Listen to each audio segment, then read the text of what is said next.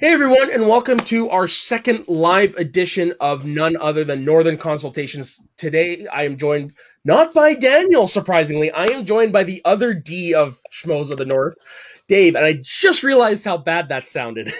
You know, Daniel and myself, the double D's of Schmoes of the North, I get it. You know, if you can't have one, you got to have the other. Always an exciting time to be here, and an even more exciting time today as we have a brand new, never before seen guest on our show. Yes, and he is joining us from Scotland.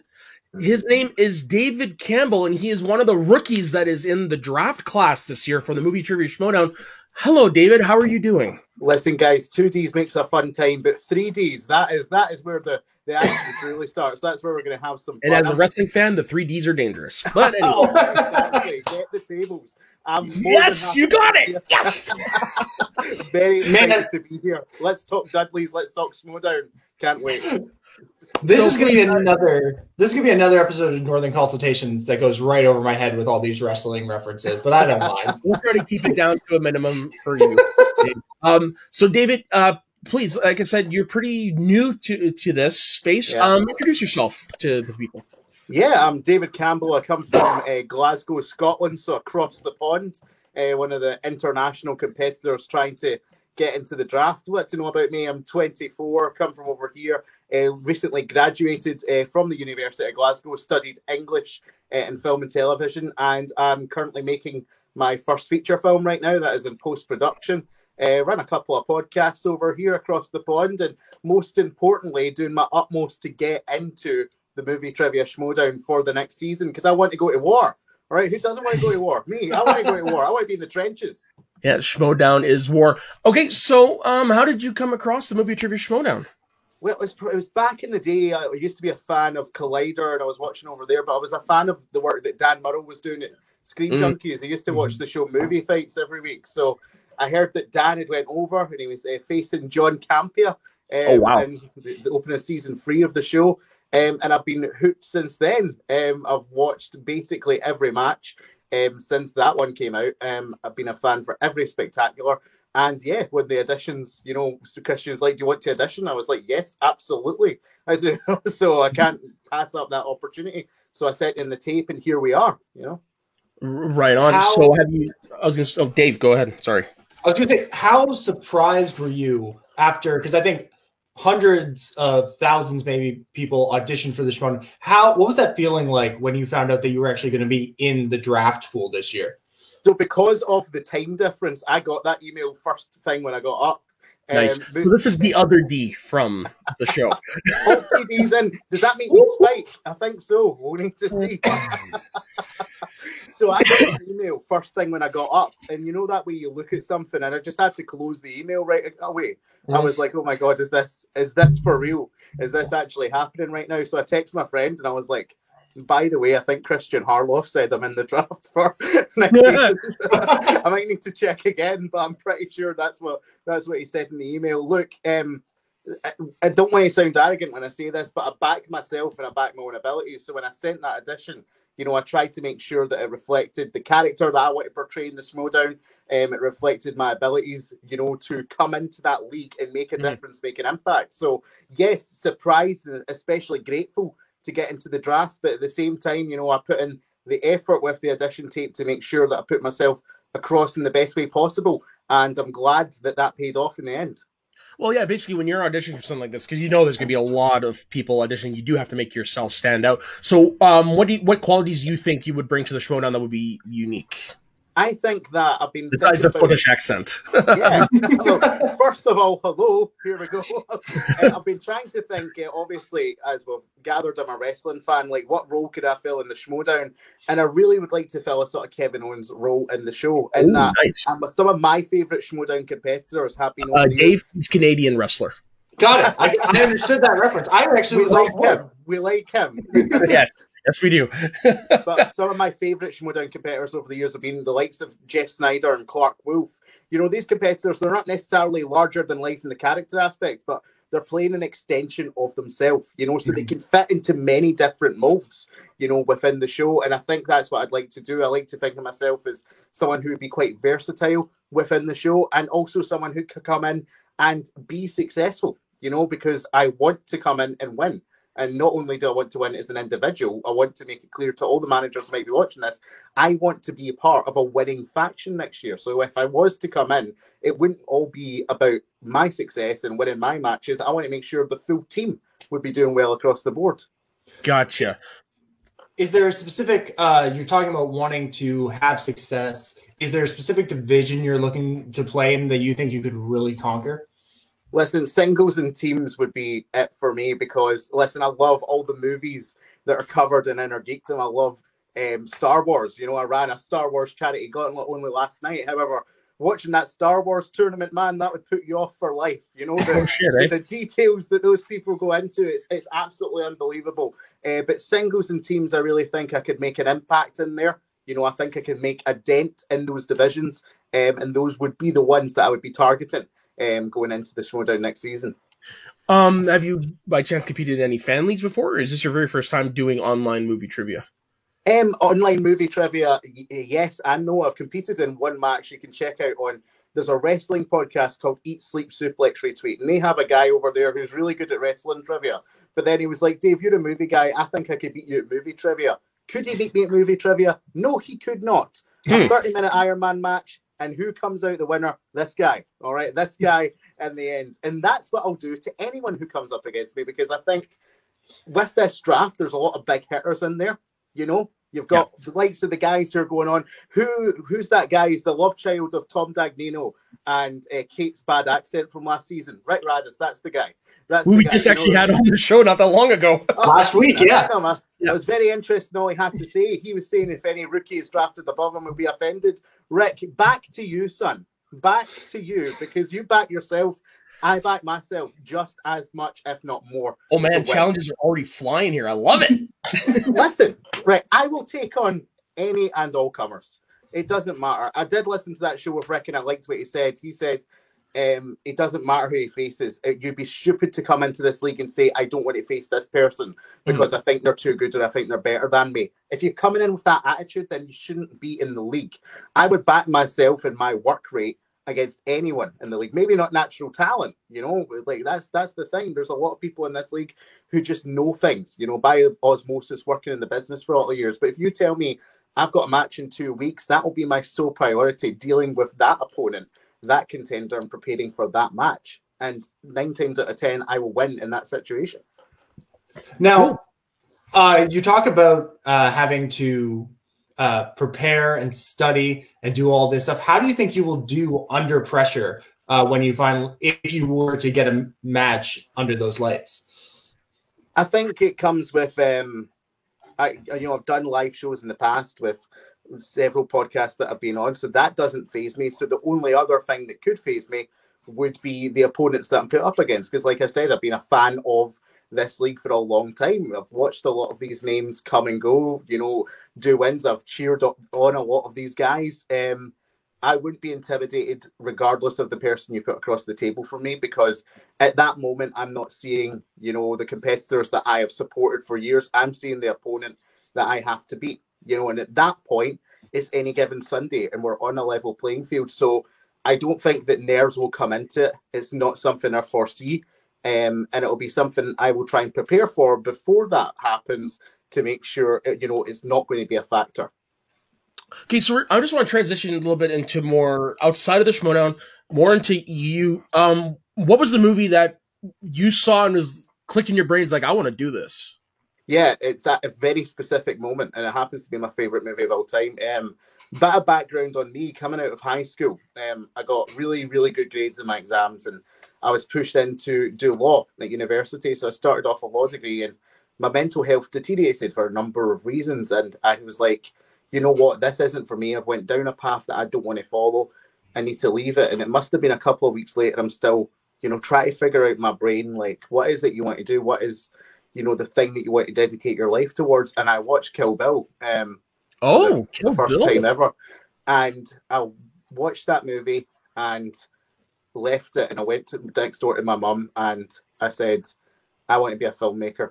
That is what I want to do with my life. That's what I want to dedicate my life towards. And I'd been doing that, since I was young. Like, me and my best friend used to tell stories about how we would make sequels to The Dark Knight on my trampoline out in the garden, and play the roles and play the characters and develop the plot and stuff. And it was Kill Bill that did that for me, because I always say Kill Bill is the most Tarantino of Tarantino's movies. It seems to be the movie where he just didn't hold back. He was like, I'm going to do a full anime sequence in this, and no one is going to stop me doing it. And it's absolutely fantastic. And to this day, I dread to think about what would happen if I hadn't decided to stick on Kill Bill that night and have a Homer Simpson style epiphany with it. It was wonderful. Very nice. While you were making sequels to The Dark Knight in your trampoline, I was kicking the shit out of this guy. I did that too. It didn't even make it look like any pillow was fair game. This just shows how old I am. This doll is older than the two of you. Well, so we don't talk about my age on this show. It's very in bad taste to ask an Ontarian his age. Oh, yeah, I got that in 1991. Wow.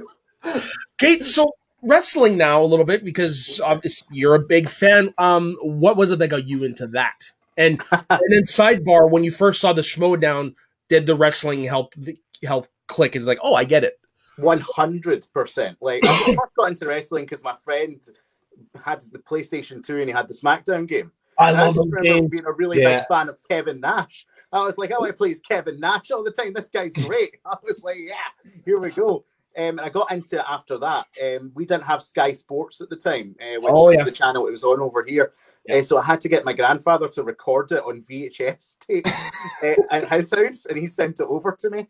And the first episode that he sent over was the one with the live sex celebration with Edge and Lita in the ring. And my mum seen it, and she was like, "You're never watching wrestling again. This is bad." But I got to see this every week. Yeah, I was like, we made a deal. Me and my granddad, we made a deal. We sorted it out. It was fine. Yeah. And I was hooked ever since. I think for me, it's a cliche at this point since Glow came out to say wrestling is a soap opera, but it's the perfect form of escapism, I think. It's good versus evil. It's cheesy, fun storylines. It can be intense and hard-hitting. It's action sequences. It's wonderful. And it's really been a good escape for me throughout my life. When things get too tough, let's stick on the wrestling and enjoy that, Mm-hmm. So fast forward, when the Schmoedown came out, I instantly got what Christian was trying to do, because you're combining this legitimate aspect of movie trivia, but they can watch movie trivia anywhere. You need to give people larger than life characters. You need to give people a reason to tune in. And I came into the Schmoedown through Dan Murrow, but I stayed for characters like Roka, like Finstock, like Makuga back in the day. Like Baby Carrots when he was competing and dressing up. It was wonderful. It was great. And I've loved how the league has evolved over the years. I think it's went from, very 80s golden age WWE, and we've evolved into sort of, New Japan. This is the hard style era, the strong style era of the movie trivia Schmoedown at this point. I love it. You really get it. Yeah, it's just as good. It's just as good. And I think you can put that to people like Ben Bateman and, people who have tried to evolve the game through their play, their study methods, how seriously they take it. But yeah, I think the wrestling and the movie trivia Schmoedown completely go hand in hand. They are one of the same in terms of the character work, in terms of the skills you need to develop in cutting a promo and being comfortable in front of the camera, and then being also able to go in the ring. It's a shame, that maybe Jericho couldn't transfer those skills over from wrestling to Schmoedown as well as he thought he could. But, that's maybe a story for another day. But you know what? I hope he's the beginning of that, because from what I understand, a lot of competitors, especially ones around our age, are very much into pop culture. So I would love to see someone like an Xavier Woods show up, even though he's more video games. Xavier Woods would be somebody that's great. I know who that is. Just to see if it was all bullshit.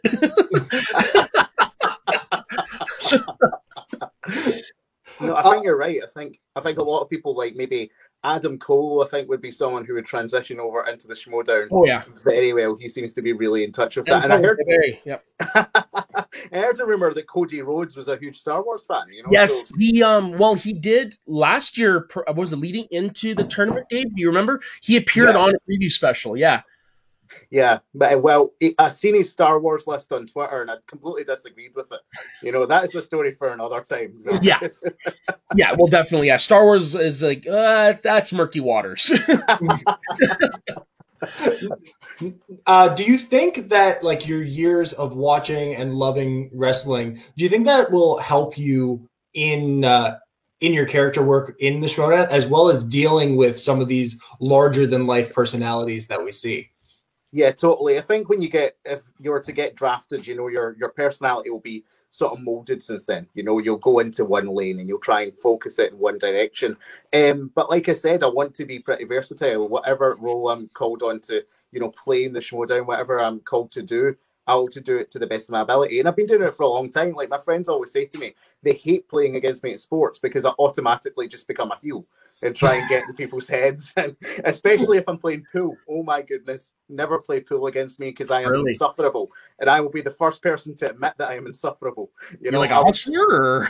I know, I'll talk over your shots. If you're trying to pot the black, I'll be like, you're an asshole is what you are. I'm an asshole. I'm the first to admit it. I'm a grade A asshole, right? We play, I don't know if you call it soccer or football over here. I mean, it's the only sport. We know what you're talking about, yeah.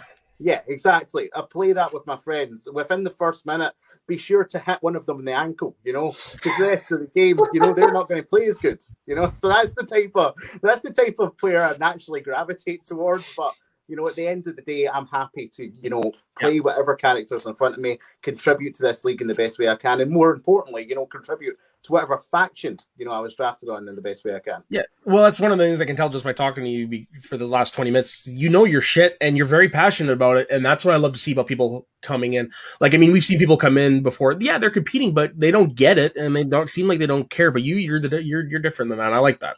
I think also what sets me apart, and I said this in a video I posted in the group the other day, is that I've seen a lot of people who seem to be happy to be there, and I think they're happy to be in the draft. Yeah. They would stay happy if they were drafted. I wouldn't be satisfied with that. If there's one thing my dad has taught me in life is that you need to work hard, whatever you want to succeed at. So I said in that video, if I wasn't drafted, I would not be happy with that. I wouldn't be happy going to a minor league. I would see it as a failure because I want to work towards getting drafted. And then once I'm in the league, I want to work at being successful in the league. I think once you rest your laurels at any point and say you're happy to be at whatever stage, that's the first sign that you're going to go downhill. That's the first sign that you're going to lose. And I don't want to get to that stage. So, like I said, to any managers watching, to any fans watching, don't doubt my work ethic, because if I was to get into this league, I would put myself up there with the hardest workers in it. Right on. It's good to hear. Yeah, that the work ethic is really, just based on the last few minutes of talking, that is very, very apparent. It takes a lot to reenact films on a trampoline. That is not a stable surface. So if you can put your mind to that, I'm sure you can put your mind toward anything in the movie trivia Schmoedown.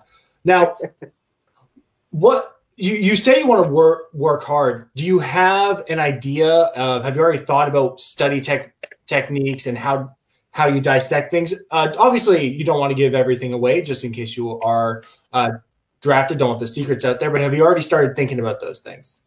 I've definitely started thinking about it. And first and foremost, I think what I need to do if I was to get drafted is leave my ego at the door a bit.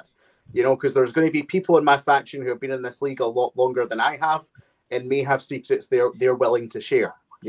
So that's the first thing that I do, is seek out the advice of the more experienced people in my faction to try and see what study techniques work for them. Do I have more plans? Yes. A lot of them I've actually started already. I've got some light studying in just in case, trying to get myself up to speed. And also, I'm going to take this as the opportunity to catch up in a lot of films that maybe I haven't seen before, that have maybe slipped under the radar, so to speak. So there's a lot that I will do, to try and get on that level playing field. But I think most importantly, I need to consult the people who will be the leaders in whatever faction I end up on.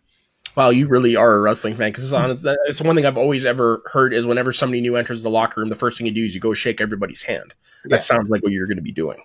Totally. And I think it is a respect thing, because like I said, whatever opponent you put in front of me, I'm not going to have any respect for, and I'm going to do everything it takes to beat them. All right. But that doesn't apply to my teammates. That doesn't apply to the people, who are going to be in those trenches with me in this war, and I need to get to know them. You need to have an understanding. You need to have a respect, because I think that's what made tying back to last season, that's what made corruption such a formidable threat in the end. You've seen how tight-knit that faction was under Shannon, and the sort of family atmosphere and the all-for-one, one-for-all dynamic that she created within it. So I think if any manager, is going to win the league next season, that is the dynamic they need to foster within their own team. And I want to be a part of the solution for any faction, not part of the problem. Yeah. Is there anybody in the league who you really want to meet to pick their brain? I think I mentioned Bateman before. I think, he's the guy who revolutionized, studying techniques and pushed the league forward. So I think that's an obvious shout. But there's also people who have been here for a long time and have had to adapt, through different phases of the league. So it'd be good to pick their brain over that. I'm talking about the likes of Jeff Snyder, John Roca, even going to William Bibiani and Mark Andreyko. I think their first matches are one of my favourites of all time. Mark Riley as well. Yeah, he's been there since day one. Day one, the original champ. Yeah. You know what I mean? Yeah. So there's so many of these people, these legends of the game, who I would be, the only word I can say is buzzing, absolutely buzzing, to be under their wing, So it just speaks to that, I honestly, I think from everything you've said to me, I think probably the best faction that I could see you thriving in is corruption. I think that corruption to me would be a natural pick. I like their attitude. I like their stance. I like how they don't take any prisoners. But don't to get anything wrong. I would be happy to play with any manager in the league, and I would be happy to talk to any manager in the league. And I would bring this to it. I will do whatever it takes for whatever faction I'm on to make sure they win. Would corruption be a good fit? Yes. Would I love to be in the same faction as, the likes of Mike and Chance and the unstoppable force that is Adam Collins? Absolutely. Absolutely, I would be. However, having said that, there are so many great factions in this league and there's so many great managers. And even the managers who last season might have finished near the bottom of the table, you can already see the changes they're making and the plans they're making to reform and to be more competitive next season. And that also excites me as well. What would you bring to the table? Is there a specific genre of film that you feel like you really do the best at? We see a lot of people do great in horror, sci-fi. What will you be bringing to the table to a prospective faction? Listen, I don't want to give too much away on that. Even at this early stage, if I'm playing someone, they can come back and watch this tape. What I will say is there's not many people my age in the league at this point. The league tends to veer towards an older demographic, and sometimes the questions veer that way. So I do think because of that, naturally, I will have different interests in different movies that stick into my mind. So I can bring that to the table. In terms of studying, I would love to help train, even if I didn't compete in the Star Wars division, I'd love to help train the Star Wars players within a faction. I'm a fan of those movies. I've written hundreds of questions for Star Wars, over the course of, planning quizzes and doing quizzes. I would love to do that. I'm the type of guy who would step in to any division on the faction and try and help that player out to the best of my ability. And I think that's about what needs to happen as part of a team. You've got players who, and without having a dig, because they're such big stars, sometimes they might view themselves as being above a faction. I'm not at that level. When I go into a faction, I will be part of the fabric of that faction. So everything I do will be to benefit that team, That's fantastic. There's not enough team players and camaraderie out there these days, and I'm glad that that's something you want to be bring to the league. Now, we are nearing the end of our time, so we'd love to. We have a couple questions that we ask everyone who comes on this show, and I know you were a little nervous when I answered before, but now we're going to pick your brain. First off, is there something that the fans and the community at large would be surprised to learn about you, other than that you're Scottish, because you've done a great job at hiding the accent? We do know everything about you this episode. Everybody will be surprised to hear about you, but I mean, specifically this. They'll hear the name David Campbell and they'll go, "Oh, that Scottish guy." Yeah, exactly. I think surprisingly, you look at me, this beard and this gruff Scottish voice. My gym playlist is basically exclusively Britney Spears. I think that Okay, I think totally there's didn't see no that better- coming.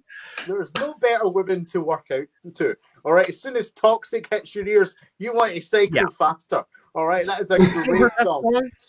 Pardon? Is it still her best song? Because I stopped listening to her when I a long time ago. I think so. I think so. I don't Yeah. think you can beat perfection. And that's No. what Toxic by Britney Spears is. Okay, well, I wouldn't necessarily call it perfect, but it is definitely her best song. Well, And the full disclosure, I'm older than you guys, so I remember when she hit the scene with "Baby One More Time" and some of that, and a lot of that stuff was good. Yeah. But "Toxic" is like top of the. Do you know what's a fun trend is it seemed to hit like 5 years ago, and you'd see like maybe buskers, or acoustic singers, and they just Yep. try and cover these cheesy pop songs. And Baby One More Time was like the creme de la creme of that I can era. imagine. Everyone loved to cover that, and it's great. Yeah. You realise how good a song it actually is when it's played by this guy in a plaid shirt and a guitar, and you're just like, oh, that's a Britney song. It's wonderful. I would really like to see a busker take on "Toxic." That would be fucking weird. Listen, I'll send you a link. There's some good Toxic covers out there, my man. I've been Okay. down that YouTube rabbit hole. I've seen things that you wouldn't even know. All right, I'll send you the links after this. Don't you worry. You got it. But on to that. So basically, you're very much into pop, that type of pop music, I guess. Eh? Probably not. My favorite artists of all time include Tom Petty. Fleetwood Mac. Okay, so you're old school rocker then. At I'm a heart. massive Aerosmith fan. A massive Aerosmith fan. I did get to see them right before Steven Tyler joined American Idol. And what I remember most about that is, so Steven Tyler went behind the drummer at one point. He started doing his Steven Tyler shit, and they put the camera on, what's his face? On Joe Perry, and what's the other guitar player's name? Whitfield? Is it Tom? What's Tom. Yeah. So they put the camera on them, and they're looking at each other like, what the fuck is he doing? Well, it does. And there was a rift between the band. It was funny to see all that play out on stage. If you ever read his autobiography, he talks about that. He talks about it every time they're in the studio. He just tells the drummer that he's shit and just and tells him he can do it better. And takes Well, that's because he's a drummer by trade. That's how he started. originally. Yeah, As a drummer. brilliant. I Don't Want to Miss a Thing is also a good gym song for the end. Oh, dude, I heard that live way better than the original version, and that's still my favorite Aerosmith song. I cried like a baby when I heard it live. That and Dream On set me off. Yeah. I was done. I was hugging grown men next to me. Like, come on, come here. This Yeah. is great. Pull out the cell phone. Yeah. Oh no, I was living in the moment. I had my cell phone fully in my pocket. My Oh. mom was like, "Can you record that song?" I was like, "Absolutely not. I'm just watching that song." So I made the mistake once of bringing a Zippo lighter to a Kiss concert, and I did that for their opening act, and I got the lighter going. It's like, Wonderful. that's how you can tell the first timers. Yep, never again. Nice. Okay. And the other question we always ask is, okay, so somebody comes up, it says the world is, in 1 week, you are no longer allowed to watch movies. They are going to be wiped from the face of the earth. And with the way things are going on right now, it's actually likely a possibility. Could happen. It could happen. So you're given 1 week to live. Yeah. 1 week to live. Not live. 1 week to watch movies. What Yeah. are the 3 movies that you would watch as a final farewell? It's a good question. I think I'd want to scale, the range of human emotion as much as possible. So I'd like to be scared first and foremost. And the first horror movie I truly loved was The Conjuring. I love that movie. It's I just love a that one. great, what I'd describe as popcorn horror film. Mhm. If you want to go to the cinema with your friends, have a good time watching a horror, The Conjuring is the Yeah, it can't go perfect film for that. So The Conjuring would be number one. I then want a movie that's going to make me laugh and cry in equal measure. That would be Almost Famous. Almost Famous would be my number two. Directors or theatrical cut? I'm big on the director's cut. I think it's the best director's cut that's ever been put out. I'd probably say director's cut because my general rule of thumb is go with what the director's true intent was, Gotcha. Because, artistically, so to speak, that would be the best one. But I watched the theatrical cut first, so sentimentality might play into it, but probably the director's cut for that. And it's my second favorite film of all time. And to finish off, it would be Kill Bill, because need to see Kill Bill one more time. You know, if I was to kick the bucket, you know, that would be me. I just need to see that fight in the snow with O-Ren. I need to see the end of Volume 1 where she's like, does he know her daughter's still alive? And then rush to put in the DVD for Volume 2. You know, I need to experience that one more time. Oh, you know, can't go wrong with any of those lists. I'm 100% with you on Almost Famous, man. That movie is great. It's probably one of the best soundtracks out there. Oh, like, I mean, amazing. not just stuff that was released. I'm talking stuff that's in the movie. Like, that is a history of rock and roll in the 70s, man. It's amazing. And it was the first time I heard Mona Lisa's and Mad Hatters by Elton John. I'd never heard that song before, but when it's used in that scene, Yeah. you know, he's going through New York looking for the yellow cabs, and it's a perfect movie, you know, music-wise. Yeah.